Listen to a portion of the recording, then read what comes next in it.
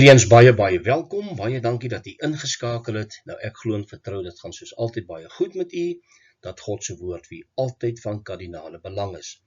Nou in vandag se video gesels ons oor die dag en die uur van sy koms, wat nie 'n pre-trib rapture aanwys nie. Matteus 24 vers 36 spreek van die dag en die uur van sy koms wat niemand weet nie, en dit word so maklik deur pre-trib leraars gebruik om 'n pre-trib rapture te kan promoveer. Maar ons gaan vandag kyk, wat is die konteks van daai skrifgedeelte, waar pas dit in, en ek gaan vir julle 'n paar videoklips speel, onder andere van 'n dame wat dit pragtig verduidelik, en ons moet gaan kyk, wat is die korrekte konteks, want ons leef in die laaste dae, ons leef in die eindtyd, ons moet weet wat voor die deur lê, en wanneer gaan dit gebeur, en dit is hoekom dit so belangrik is. So kom ons spring dadelik weg. Nou die dag en die uur is die skrifgedeelte wat so maklik deur pre-trib leraars gebruik word om 'n pre-trib rapture te promoveer. Nou Matteus 24 vers 36 volg na Matteus 24 vers 29 tot 31. Nou jy kan nie hierdie skrifte buite konteks gaan gebruik om 'n pre-trib rapture te promoveer nie. Jy moet gaan kyk, wat is die konteks, waar pas dit in, en wat het Jesus verduidelik. Nou die belangrike vraag is, met wie het Jesus hier gepraat? Dis baie belangrik. Baie mense sê, die pre-trib leraars sê nee, hy het met die Jode gepraat, hy het met die Israel gepraat. Maar Jesus het tog op die Olyfberg gaan sit, hy het met sy disippels gepraat, sy volgelinge, sy toekomstige apostels op daardie stadium wat die Nuwe Testament sou skryf, en het met op hulle betrekking, en daarom het Jesus met hulle gepraat.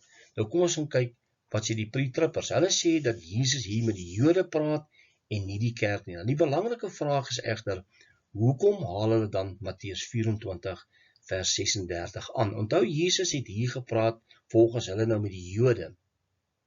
En het vir hulle gesê, van daardie dag en die uur weet niemand nie. Nou hoekom sal hulle dit nou op die kerk betrekking maak, as Jesus dan met die Jode gepraat het? Die waarheid is dat Jesus het met sy kerk gepraat, met sy volgelinge, sy disippels, en het alles met hulle te doen.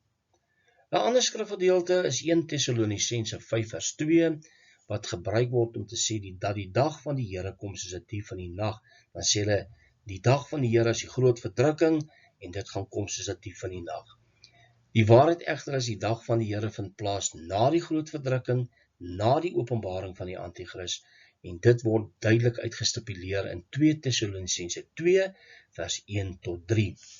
Nou kom ons gaan kyk wat sê Dr. Hannes van As oor die met wie Jesus gepraat het, en hier is hy heeltemal korrek, 100% dat Jesus hier met sy kerk gepraat het, en hy noem ook dan sommer die bruid.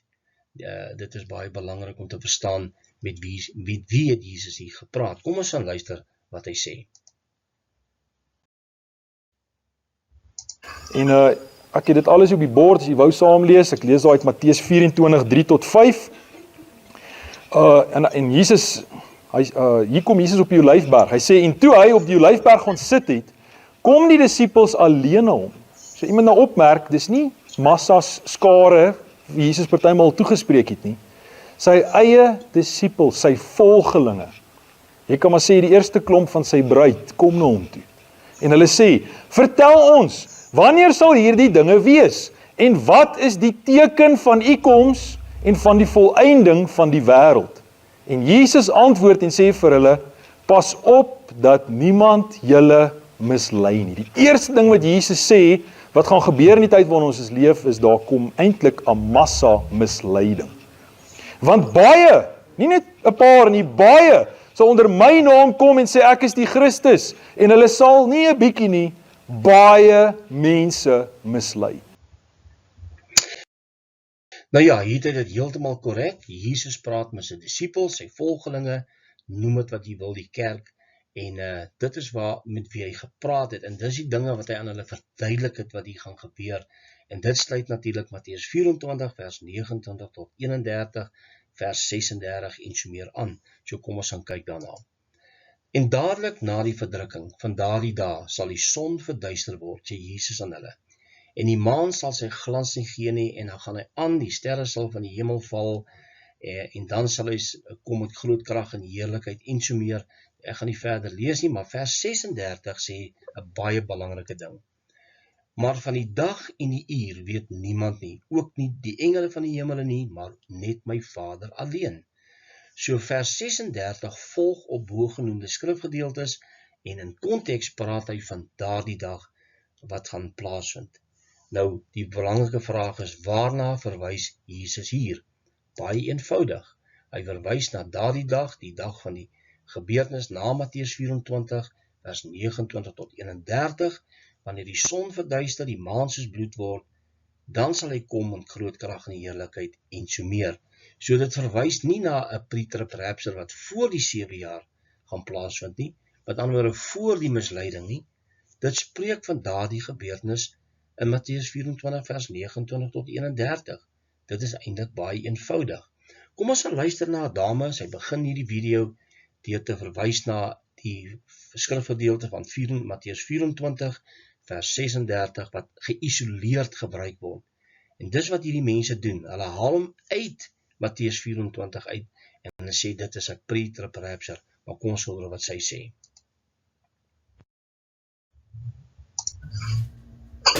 Okay, you guys, I have another popular pre-trib verse that's isolated by the pre-trib pastors, seminaries, books, and when you open it up, it's actually after the tribulation. Okay, I'm really excited about this one, and if you guys don't reconsider this pre-trib rapture doctrine after this, I don't know what to say, but here it goes. Here's the isolated verse right here. Okay, it's Matthew 24, verse 36. Nou ja, wat sy hier vanaf wys is dat Matteus 24 vers 36 daar staan en dit word geïsoleerd gebruik. En dis net die pre-trib leraars wat hierdie skrifgedeelte gebruik om te sê dit gaan voor die verdrukking wees, dit gaan onverwags wees, niemand ken die dag en die uur nie. Maar dit kan nie verwyder word van Matteus 24 waar daar duidelik aangedui word dat die son, maan en sterre daardie kosmiese tekens gaan plaasvind en daarna praat Jesus van die dag en die uur wat niemand weet nie. So dis baie duidelik dat ons hierdie skrifgedeelte nie geïsoleerd kan gebruik nie. Dit moet bly in sy konteks in 'n volgorde waarin Jesus gepraat en verduidelik het. Kom ons gaan kyk wat sy dan verder te sê het. It's Matthew 24, verse 36. And I'm going to read it. It says, "But of that day and hour knoweth no man, no not the angels of heaven, but my Father only." Right? You know, when they say, you know, God can come at any moment, that Christ is at hand. And they say, "But of that day and hour knoweth no man." Right? If I only had $1 every time I heard that. So here's the isolated verse, but look where it's at. Look where it falls. Immediately after the tribulation, in verse 29, when the sun and moon are dark, the Lord comes in the clouds in all his power and glory. He sends a trumpet, you know, the angels with the sound of a trumpet to gather his elect.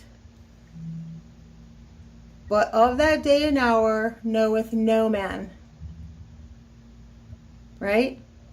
And then you go down here, one taken, one left. One taken, one left.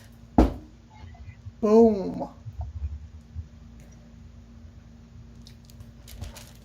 Wah, wah, wah. Nou ja, dit is heeltemal in volgorde waarin Jesus hierdie gebeure verduidelik en dit is waar die skrif geïsoleerd gebruik om 'n pre-trib rapture te promoveer. En die onkundiges val daarvoor. Hulle dink nee, dit is waar. Die pre-trib rapture is onverwags, niemand ken die dag en die uur nie en dis wat gereeld in ons kerke verkondig word, maar dit is buite konteks. Nou goed, Matteus 24 vers 29 tot 31 spreek van die wederkoms van Jesus en die gathering of the elect. Dit is die wegvoering van die kerk, dit is absoluut wat dit is, en Paulus bevestig dit in 2 Tessalonisense 2, vers 1-3, dit is die wederkoms en die gathering wat plaasvind. Dit is 'n eenmalige gebeurtenis, daar is nie twee gebeurtenisse wat daar plaasvind nie. Die wederkoms aan die einde, of liewer die terugkeer aan die einde op 'n wit perd, dis iets wat plaasvind na die wegraping. Dan kom ons saam met hom terug. Maar hierdie gebeurtenis vind plaas na die groot verdrukking. Goed, hoe kan dit spreek van 'n pre-trib rapture wat voor die 7 jaar gaan gebeur of gaan geplaas kan word? Absoluut, dit is nie die waarheid nie. Dan in Matteus 24 vers 37 vers 44 spreek dit van die dae van Noag, en hier spreek dit van die oordeel wat daarna volg. Die oordeel van God is na die groot verdrukking. Nou, u kan as 'n ware sê dat ons in die tyd van die groot verdrukking gaan leef in die dae van Noag, en dan onverwags, skielik, sal die oordeel van God kom na die groot verdrukking by die 6de seël. En dit is waarvan hierdie skrifgedeelte is. Alles na Matteus 24 vers 29. En dan in vers 41 en 44 waarsku Jesus weer 2 keer oor die dag en die uur wat niemand weet nie. Is dit nie duidelik nie? Hoe kan dit geplaas word voor die 7 jaar periode of die sogenaamde 7 jaar groot verdrukking? Dit is absoluut buite konteks. Kom ons gaan kyk na daardie kaart. Nou, hier is die laaste week van Daniël, en om net 'n vinnige verduideliking te gee, Jesus het hier op die Olyfberg, het hulle hom vrae gevra, hy het begin verduidelik, hy sê hierdie goed gaan gebeur, valse Christusse, oorloë, gerugte van oorloë en so meer. Hy sê dit is nie die einde nie, dis net die begin van smarte. Dis wat hierdie eerste 3,5 jaar behels, en dis in die laaste week van Daniël. Hierdie smarte vind nie plaas hier voor die 7 jaar nie, dit vind plaas hier. Dan die abomination of desolation, die ontheiliging van die tempel, dan die groot verdrukking. Jesus het nooit gepraat van 'n 7 jaar groot verdrukking nie, maar wel van 'n verdrukkingstydperk wat verkort word, Matteus 24:22, en dan sal die harpatsou dan ook plaasvind. Dis wanneer die wegvoering van die kerk gaan plaasvind, na die kosmiese tekens, Matteus 24, vers 29-31, en dan sê Jesus, niemand ken die dag en die uur van hierdie gebeurtenis nie. Is dit nie duidelik nie? Nou, soos ek gesê het, Jesus kom terug op 'n wit perd aan die einde van die 7 jaar, na die slag van Armageddon, en dit is dan wat gaan plaasvind.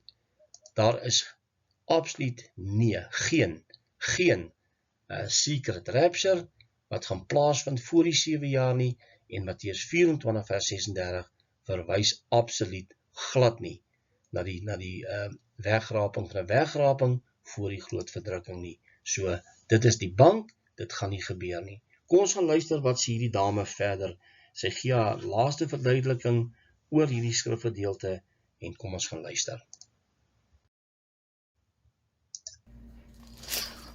Why do you guys say this is pre-trib?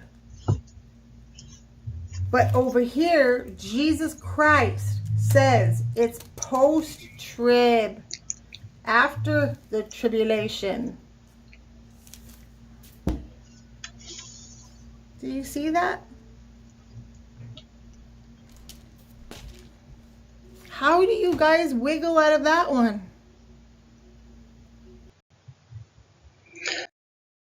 Ja, nee, dis 'n baie goeie vraag. Hoe gaan hulle uit hierdie een uitkom? Jy sien, daar moet in die skrif Jesus, daar moet iets ingelees word in die skrif om by 'n konteks te kom van 'n pre-trib rapture.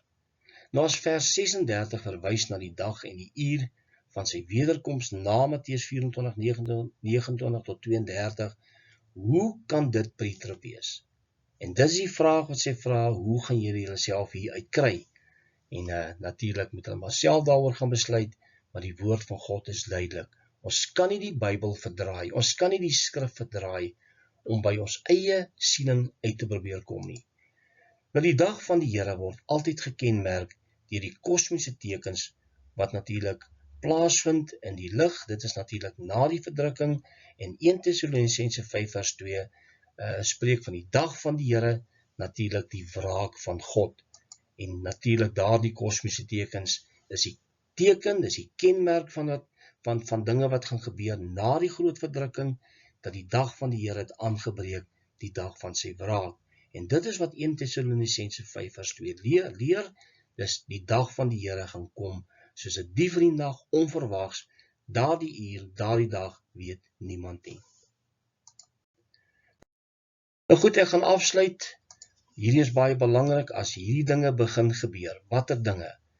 As die begin van smarte begin plaasvind, die groot verdrukking, die ontheiliging van die tempel, en baie belangrik, die kosmiese tekens, wat in die hemelruim gaan plaasvind, dit is die teken van sy koms, die teken dat Jesus gaan kom om sy kerk te kom haal, na die verdrukking, terwyl die vervolging in die gang is, gaan die Here dit stopsit. En hy sê, as julle hierdie dinge sien gebeur, kyk op, hef julle hoofde op, julle verlossing het naby gekom. En dit is wat die woord van God leer, niks minder nie en niks meer nie. Tot 'n volgende keer, wanneer ons weer gesels, mag die Here u seën. Totsiens.